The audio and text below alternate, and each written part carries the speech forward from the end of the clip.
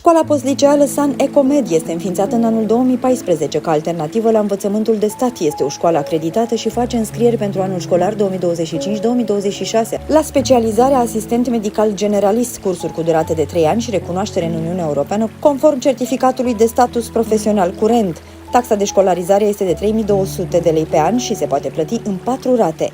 Școala postliceală San Ecomed își desfășoară activitatea în săli de curs moderne, dispune de personal didactic bine pregătit și asigură efectuarea stagiilor de practică la unitățile sanitare din Craiova și Italia prin programele Erasmus.